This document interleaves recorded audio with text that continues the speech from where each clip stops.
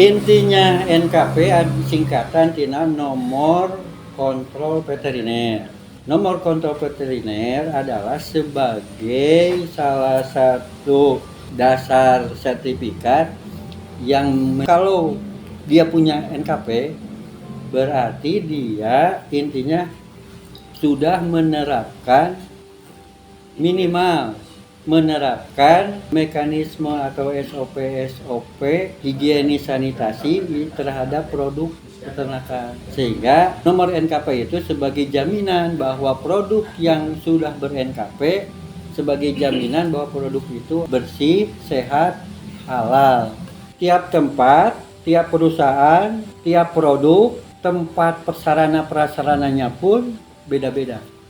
Nomor NKP yang bisa mengeluarkan adalah dinas yang membawahi bidang peternakan tingkat provinsi.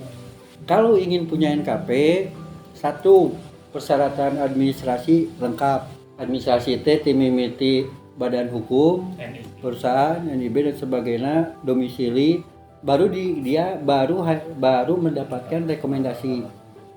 Setelah diajukan ke provinsi, kita dinas kota melakukan dulu surveillance awal ke perusahaan yang mengajukan.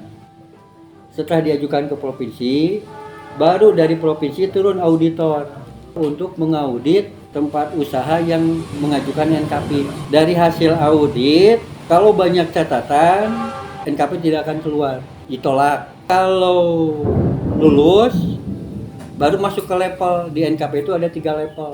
Level 3 bisa untuk usaha peredaran produk di kabupaten kota, provinsi lah, satu provinsi. Kalau level 2 bisa untuk nasional, bisa ngirim ke seluruh Indonesia. Kalau level 1 bisa untuk ekspor impor.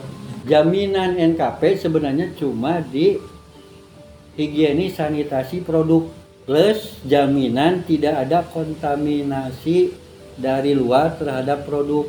Kita ada IPA, ada instalasi pengolahan limbah. Kita pakai sistem biologis. Jadi si pas malam itu pas darah sama isi rumen itu masuk ke saluran IPA. Nah, kita proses di IPA. IPA itu memakai sistem biologis. Jadi ada 4 proses. Pertama masuk ke penampungan, terus di blower 24 jam masuk ke blower yang kedua. Jadi di sana di blower lagi, keluar nanti disari pakai filter. Setelah di filter masuk ke penampungan kedua, ketiga buat tempat baru masuk ke filter atas. Nanti ke water tank itu baru dibuang ke. Jadi kita sistemnya, jadi si limbah itu digunakan lagi, jadi nggak dibuang ke sungai. Jadi si air limbah itu dibalikin ke tanah, jadi untuk penyiraman, untuk pembersihan kandang. Jadi tidak dibuang ke sungai. Jadi kita ada proses limbah. Metodenya satu, pemotongan leher, terputusnya saluran pencernaan, saluran pernapasan plus arteri. Kalau metode perubuhan ada 2, kalau secara umum ada 3. Satu manual dia pakai tambang, tarik, gebruk. Kedua pakai alat dibagi 2. Satu alat yang pakai hidrolik atau non hidrolik yang dirubuhkan secara manual dengan digencer. Yang kedua dengan pakai alat dengan cara dengan cara pemintaan lewat tembakan.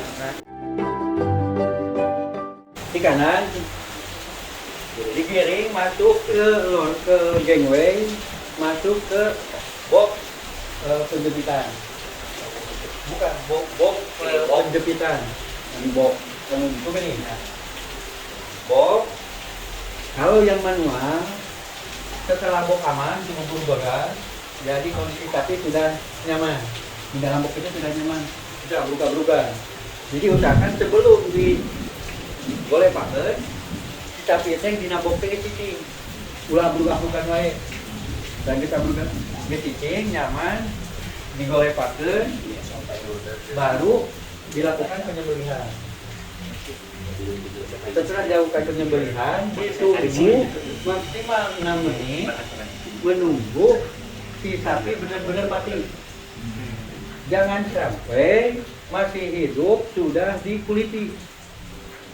Kalau masih hidup dikuliti, itu indikasi kalau dari sisi audit bahwa sapi itu mati karena dikuliti, bukan karena penyembelihan. Hubungannya dengan kehalalan. Terus kalau yang tadi begitu masuk box dari kandang melalui gangway, masuk ke box, tutup, tapi diam dulu baru ditembak. Itu kalau dari mekanisme.